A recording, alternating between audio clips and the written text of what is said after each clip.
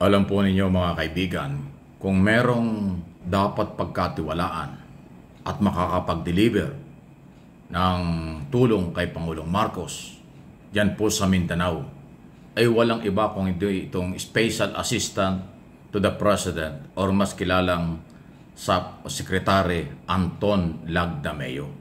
Kasi ito po ay lehitimong taga Mindanao, politiko, businessman, at malawak ang koneksyon sa rehiyon ng Mindanao. Alam nyo, kaya ko ito binabanggit kasi ngayon po na may mga issue ng mga pagbabago, issue ng mga hindi nasiyahan umano ang Pangulo sa performance ng ibang mga opisyalis ng pamahalaan. Si Secretary Anton Lagdameo ay meron pong mga pwede nating katangi-tangi o naiiba na karanasan, both politics at business. Okay? Ito yon, isa ito. SAP, Special Assistant to the President, Secretary Lagdameo. Ito kasi yung mga ginawa Initial na ginawa noon, lalo nitong before ang eleksyon. Nagtataglay po ng matibay na basihan at maraming bahagi or diyan sa Mindanao na naipakita niya, especially diyan sa Bangsamoro Autonomous Region, Muslim Mindanao.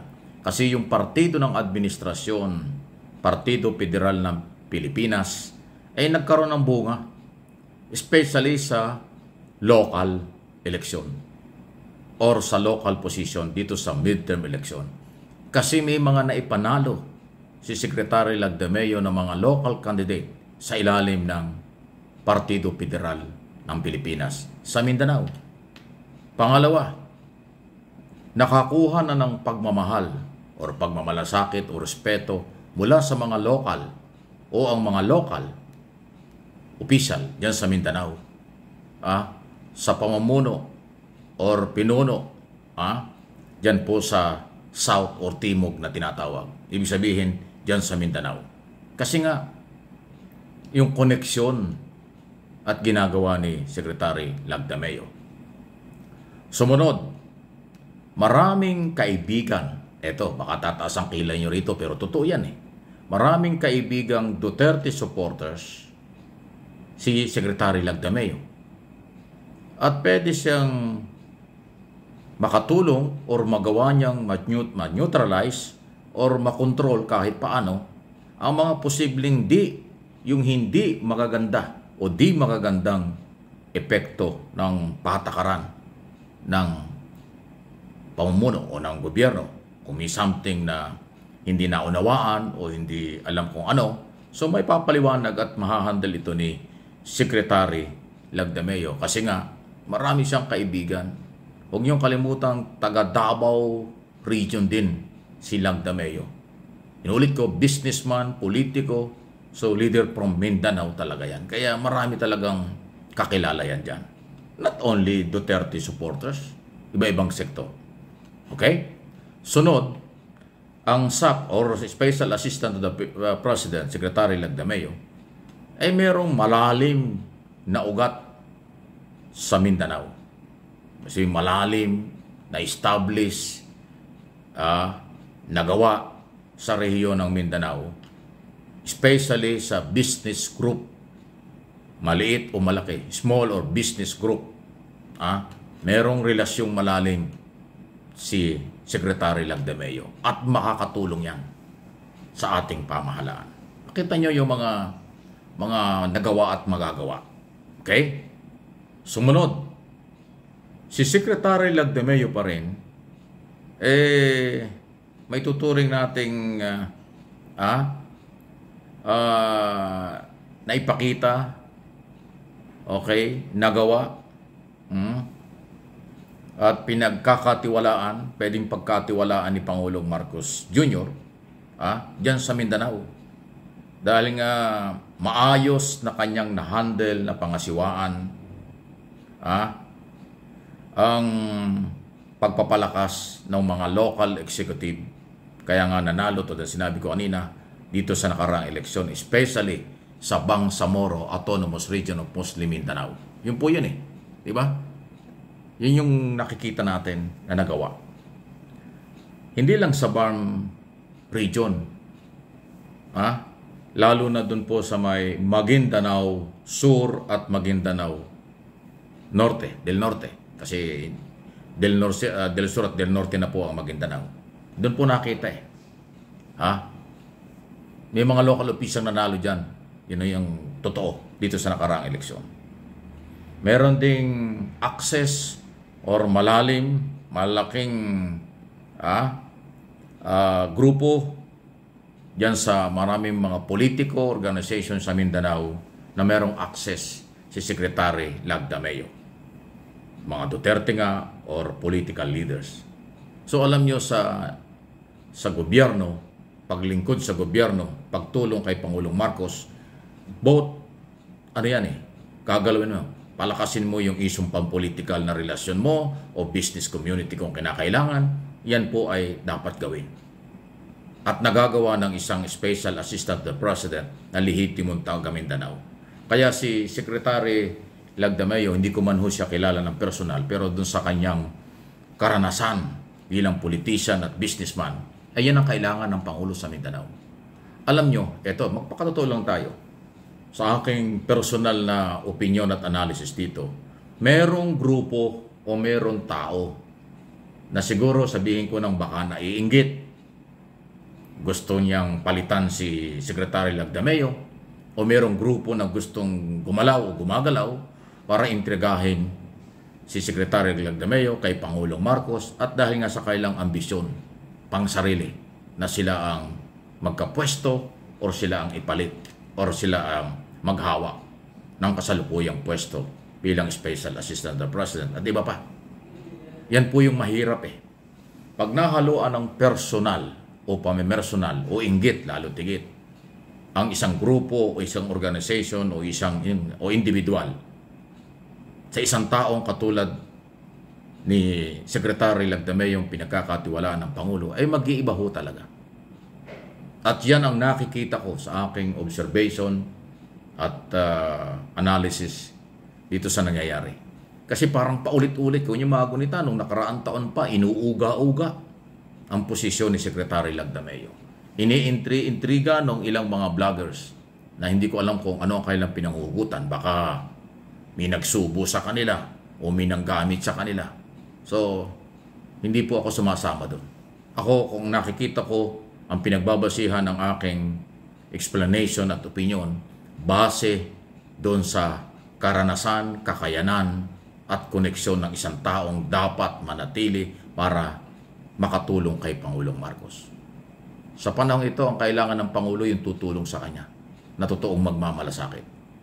Pero kung iintrigahin ng iba para sa kailang pabor, sisirain ng ibang tao o organization at gagamit na kung sino-sino dyan para palabasin na mali o kung anuman, hindi ho maganda yon. Ako naniniwala kasi na ang pagtutulungan ang susi ng kaunlaran at susi ng tagumpay. Kung ikaw ay nagmamalasakit ng totoo sa gobyerno at kay Pangulong Marcos, tutulungan mo siya. Pero kung kunwaring nagmamalasakit sa Pangulo, nagkukunwari lang. Pagkatapos yung pala, ang ambisyon ay merong irekomenda at agawin na pwesto katulad ni Secretary Lagdameo, ay hindi naman maganda. Nakalimutan yata kung sino man. Ayaw kong tukuyin kung sino kayo. Kung meron man gumagawa nito. Na ang Pangulo po ay napaka-veteranong politiko. Anak na dating Pangulong Ferdinand Marcos Jr. Wala pa siya sa gobyerno. Alam na niya ang takbo ng politika. Bata pa lang. Naging vice governor, naging governor, naging congressman, naging senador, ngayon ay Pangulo.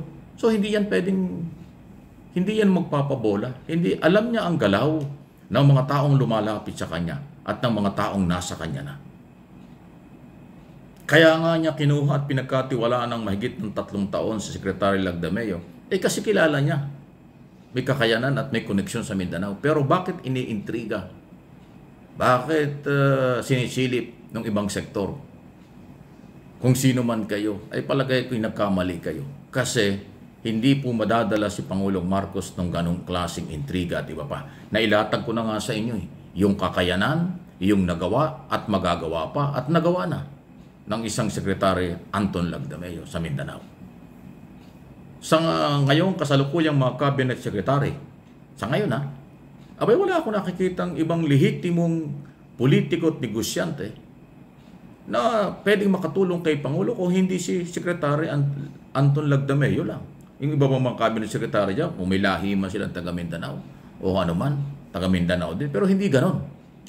Katindi.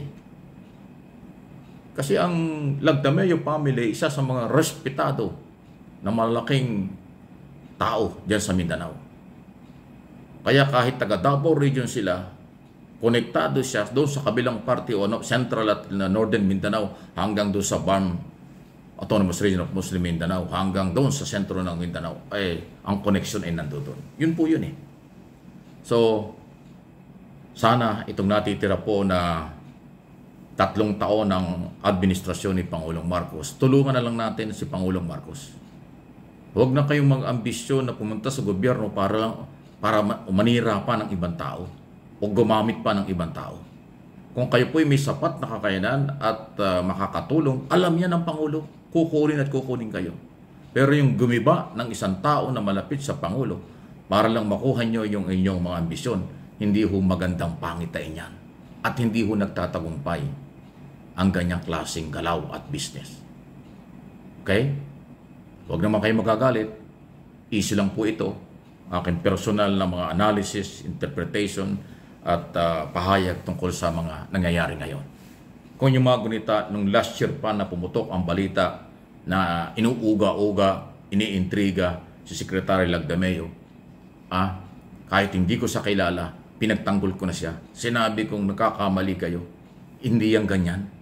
Matino yung pamilya niyan at may loyalty sa ating Pangulo. Hindi yan gagawa ng sa tingin niya makakasira sa pagtitiwala sa kanya ng Pangulo. Kasi noong nakaraang taon, iniintriga na yan wala namang nangyari. Hanggang intriga lang.